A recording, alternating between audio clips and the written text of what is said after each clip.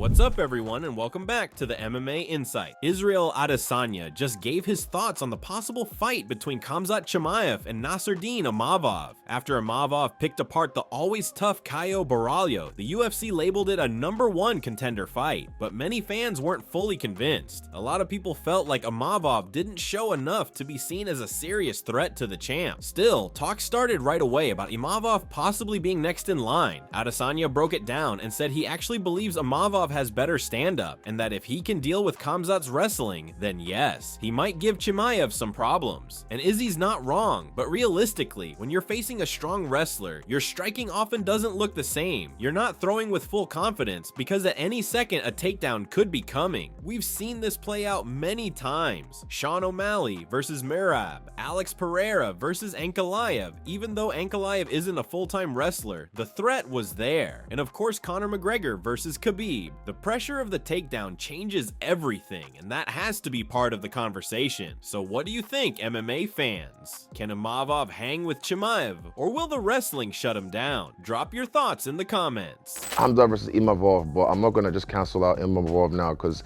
his takedown defense, if he can take away the wrestling from Khamzat, he'll give him problems. That's all you have to do. Khamzat can strike, but I see what I see. But his wrestling is his main weapon, and he commits a lot to the wrestling.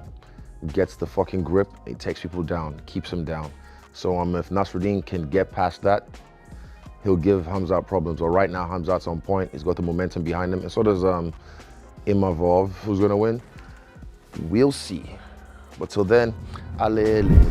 Islam Makhachev recently spoke at a press conference with Russian outlet Tower GSK, touching on some of the biggest topics surrounding his career right now. Let's break it all down. First, Islam said he's feeling strong and healthy as he gets ready to move up to 170 pounds for his welterweight title fight against Jack Della Maddalena. According to him, everything is going smoothly. The weight cut feels good, and he's completely locked in for his next challenge. The topic of Ilia Topuria also came up. Islam confirmed that there have been talks between him and the UFC about that fight, but made it clear that nothing will happen until after he deals with Jack Della. He didn't want to say too much about Ilia, saying his focus is fully on his next fight, but he also didn't shut the door on facing Topuria in the future. When asked about a possible rematch with Arman Tsarukyan, Islam was honest. He said it would be hard to find motivation to cut back down to lightweight just to fight Arman. The only fight that could truly excite him enough to drop weight again would be a super fight with Ilia Topuria. Interestingly, this matchup almost didn't happen. If Belal Muhammad hadn't lost his belt to Jack Della Maddalena, Islam might have faced Belal instead. Islam also threw some heat, saying he believes Topuria is avoiding Tsarukyan, and if that fight ever happens, he thinks Arman would be the toughest test of Ilia's career at lightweight. As of now, Team Khabib looks set on having Islam defend his belt at welterweight, with names like Shavkat Rakhmonov and Kamaru Usman being the top favorites to challenge next.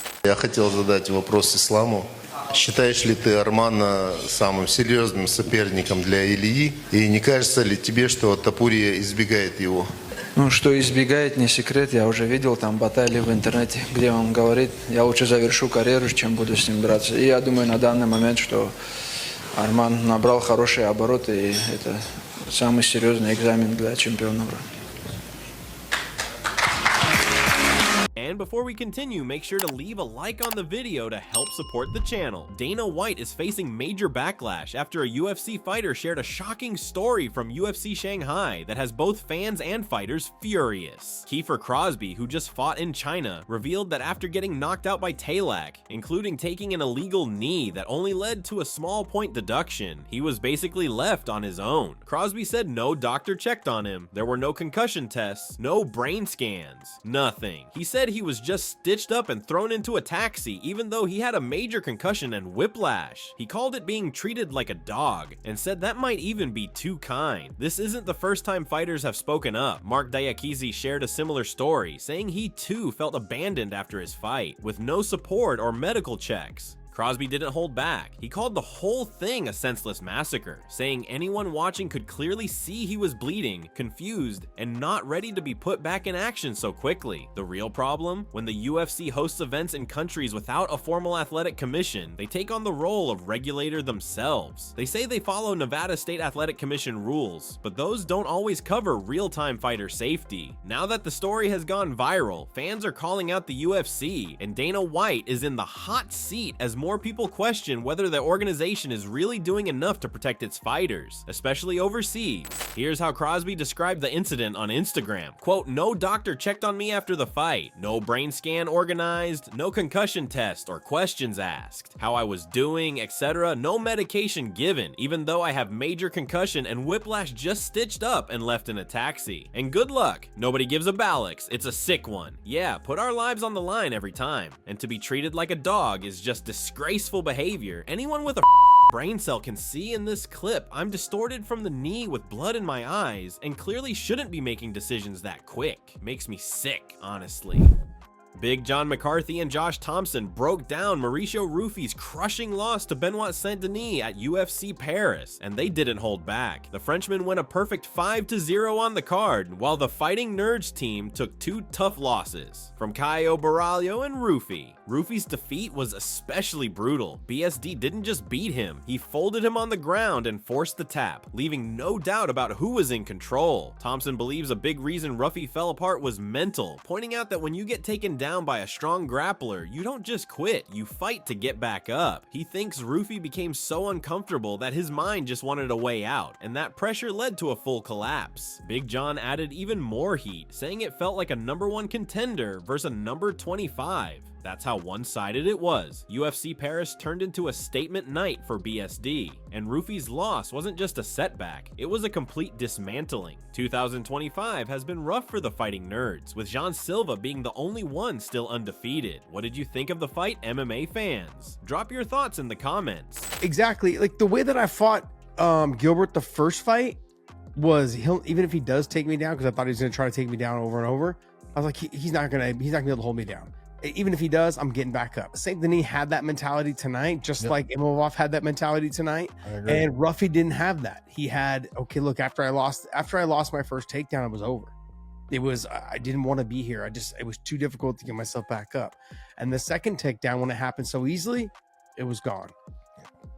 Everything was like, I don't want to be in here at all. I can't stop the takedowns. He's strong. You can see that Saint-Denis is very dense, like his body almost feels like when he grabs you and he just hangs on you and holds you, you're like, damn, this is rough. Strong. He's controlling. Yeah, very strong, very controlling, very dense body, you know, and Rufy just had no answer. And so I feel for him. He's got a lot of talent, a lot of abilities. If I'm him, I go back to the drawing board, but I go back to the drawing board in terms of wrestling. And that's going to wrap it up for the news. Thanks for watching. For daily MMA news and content, subscribe to MMA Analysts and click the bell icon to be notified when we post videos. Here are the 3 top comments from last video. The first one from Chris Breeze 8875. People need to stop talking about the Raja situation already. It's f***ing annoying if he hasn't been locked up. Chances are he isn't. The second one from Robert Gionis 9275 says, I'm gonna talk about Conor. Glad he's sober and doing something patriotic, hope he wins. And the last one is from Sigmon M3P, says, Conor would have won being president if it was 2016 or 2017, but he's a complete joke now. Those were the top comments from last video. If you want to be featured in the next one, all you have to do is comment down below. And if you missed yesterday's news, click the video on screen right now to get caught up. See you in the next video.